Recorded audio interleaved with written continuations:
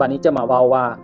ความแตกต่างระหว่างบริษัทลาวและบริษัทญี่ปุ่นนี่มันมีอันใดแน่เฮาก็สิเห็นเลยเนาะว่าตลาดของลาวเฮานี่7ล้านก็สิบ่ฮอด7ล้านดอก7ล้านมันประชาชนทั้งหมดกำลังซื้อของคน7ล้านเฮาก็สิเหลือบ่จาก3ล้านที่มีกำลังซื้ออันนี้เว้าเรื่องตลาด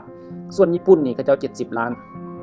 นกำลังซื้อของเขานี่หลายได้เพราะว่าคนทุกข์ยากของเขามันน้อยความหมายว่าแล้วยังไปบวกอีกบวกหมายความว่าเขาเจ้ายังมีตลาดอยู่นอกตลาดอยู่ต่างประเทศเนาะ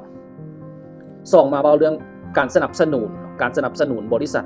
ญี่ปุ่นอยู่ต่างประเทศนี่เขาเจ้าจะมีโครงการ AOTS นี่เขาเจ้าจะมาให้ความรู้แก่ผู้บริหารอยู่ในโรงงานญี่ปุ่นเขาเจ้าจะมีโครงการใจกล้า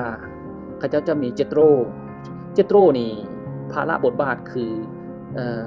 เป็นองค์กรที่ศึกษาข้อมูลศึกษาปัญหาศึกษา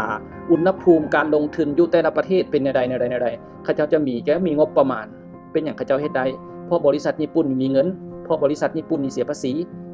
พอมีเงินเสียภาษีได้แล้วรัฐบาลเก็บได้แล้วก็มีเงินมาสนับสนุนองค์กรนี้พอองค์กรนี้เข้ามาสนับสนุนภาคธุรกิจก็เข้มแข็งรัฐก็เก็บได้เนาะอันนั้นแม่นเฮายังไปบ่ถึงจุดนั้น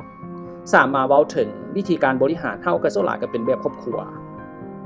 ส่วนเขาเจ้าใช้ระบบ 5 สไคเซ็นแล้วก็หลายๆระบบที่เป็นระบบที่นิ่มนวลเนาะครับพระเจ้ามีหลายๆตัวอย่างอยู่เนาะแต่ก็บ่ได้ยกขึ้นมาให้เห็นในจุดนี้เนาะคันเว้าเรื่องเงินทุนบ้านเฮานี่ก็ 12-13% ต่อปีเขาเจ้า 0% ต่อปีอันนี้คือจุดได้เปรียบระหว่างโรงงานญี่ปุ่นกับเฮามาเบิ่งภาคการบริหาร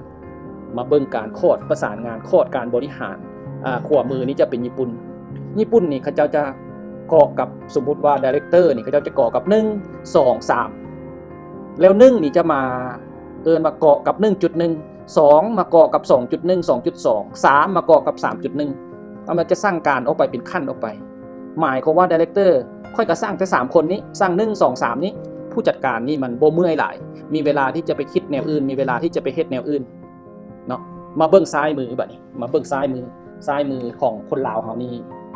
อำนวยการนี่เกาะไปหมดทุกขั้นตอนแม้แต่แม่บ้านก็ยังขึ้นมาขออนุญาตอำนวยการอันนี้ครับเจ้ายกตัวอย่างให้เห็นทุกคนต้องมาขออนุญาตอำนวยการทุกคนต้องมาเกาะเกี่ยวอำนวยการรับอนุญาตจากอำนวยการก่อนสิซื้อฟอยล์1อันก็ต้องแม่นอำนวยการอนุมัติเป็นระบบบางเทื่อผัวว่าแนวนึงบางเทื่อเมียว่าแนวนึงมันจะเฮ็ดให้ระบบของเฮานี่มันปิ่นซ่าหมู่ซ่าสับสนบางเทื่อนี่เกี่ยวใหญ่ๆนี่มีฮอด2เกี่ยวเนาะเกี่ยวผัวเกี่ยวเมียเผลอๆมีเกี่ยวลูกมาอีกมันเฮ็ดให้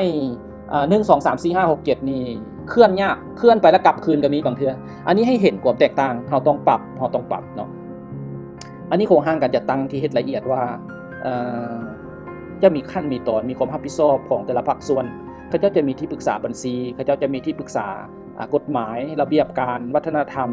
มีผู้ที่รับผิดชอบเรียกงานแต่ละเรียกงาน3ภาคส่วนใหญ่ๆนี่เฮาสิเห็นทุงลาวและก็ทุงไทย2ทุงไทยนี้ให้เห็นก็คือว่าผู้ที่รับผิดชอบเรียกงานการผลิตก็คือการผลิตรับผิดชอบเรียกงานการเงินกับการเงินรับผิดชอบเรียกงานพัวพันกับภาครัฐพัวพันกับนโยบายต่างๆระเบียบการต่างๆก็มีอีกภาคส่วนนึงเนาะอันนี้แม่นให้เห็นความแตกต่างระหว่างการบริหารแบบญี่ปุ่นและลาวการบริหารโรงงานญี่ปุ่นอยู่ในลาวนี่ก็สิประมาณนี้ก็ขอจบการอธิบายสั้นๆแต่เพียงเท่านี้เนาะ